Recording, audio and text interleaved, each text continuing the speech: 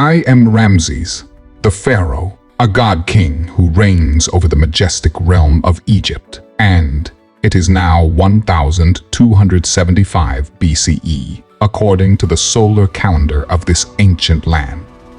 Envision, if you dare, a kingdom where the mighty Nile surges with life, where colossal pyramids, monuments of my vision and mastery, stand as silent giants, kissing the heavens with their monumental peaks. Here, the very heartbeat of our civilization echoes through the ages, resounding not only in our unwavering faith in the pantheon of Egyptian gods, but also in the enduring testament of our architectural prowess and ambition. My faith in the deities of this time-honored land runs as deep as the river's embrace. Aker, the guardian of earth and horizon; Amun, the creator and protector of Thebes; Anhur, the valiant god of war and hunting; and Aten, the radiant sun disk that once held sway over our worship during Akhenaten's reign. All these gods have been pillars of our beliefs. This sacred wisdom, passed down through generations by my forefathers, serves as a guiding light for our civilization.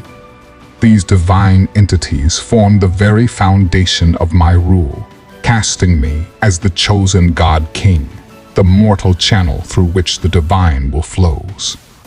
I believed my destiny lay in elevating Egypt to unprecedented glory, etching our achievements into the annals of history. Yet, unbeknownst to me, my faith stood on the precipice of an earth-shattering revelation, an encounter with a power far beyond my grandest aspirations. Plagues have descended upon Egypt with all the fury of vengeful gods.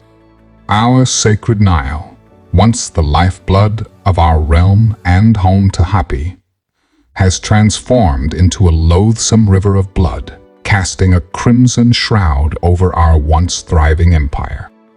As I, Ramses II, stand by the riverbank, witnessing this horrifying spectacle, I am overcome with disbelief. This is a moment that shatters the very core of my belief, testing my unwavering faith, akin to the trials faced by Osiris in the underworld. With each subsequent plague that afflicts our land, my faith crumbles like the desert sands, mirroring the cyclical existence of Osiris, who finds rebirth through life and death. Frogs, lice, locusts, and disease sweep across our once fertile land, leaving behind only suffering and desolation. Darkness envelops us, smothering the once illuminated hearts of our people, much like the shadow that cloaks Ra during his nightly journey through the underworld. Hailstones, like the furious fists of the heavens, shatter our temples and our pride, echoing the relentless assault of Set, the god of chaos. Amidst this turmoil, I have encountered a man named Moses. He stands before me, resolute, demanding, "Let my people go."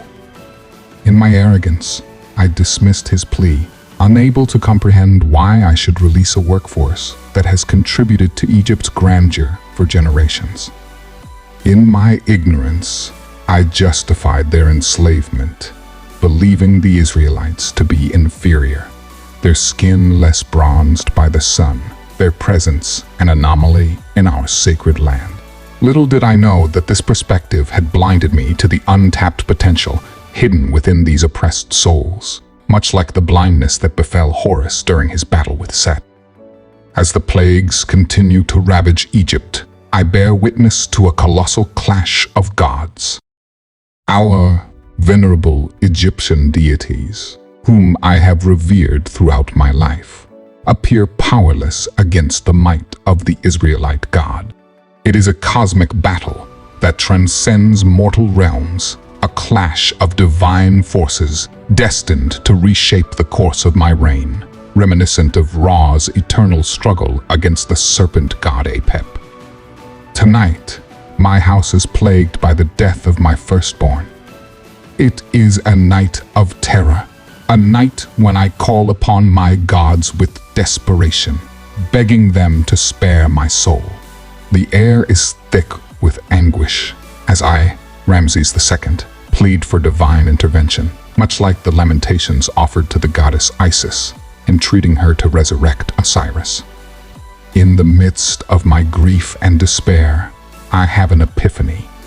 The Israelite God is more than a deity of raw power. He is a God of justice, a force with a purpose that transcends the whims of our pantheon.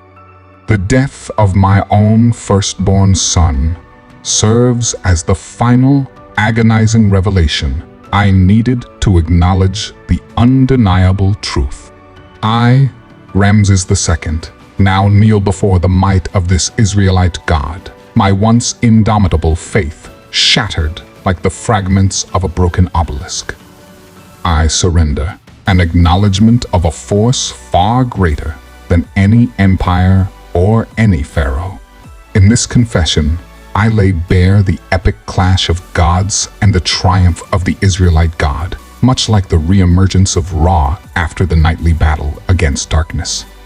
The 10 plagues, with their relentless fury, have not only scarred Egypt's land, but have also pierced the very heart of its most powerful ruler. It is a humbling experience that forces me to confront the limitations of my understanding and the consequences of my ignorance, much like the humbling journey of the soul in the afterlife. As I yield to the supremacy of the Israelite God, I become a witness to a divine transformation, a turning point in history, when the oppressed find the courage to challenge their oppressor and rise to the promise of freedom. In this epic tale, a mark upon the ashlar of existence, I, Ramses II, stand not as a conqueror, but as a seeker of truth, forever changed by the divine clash that reshapes the destiny of an entire nation, much like the eternal cycle of rebirth that defines our faith.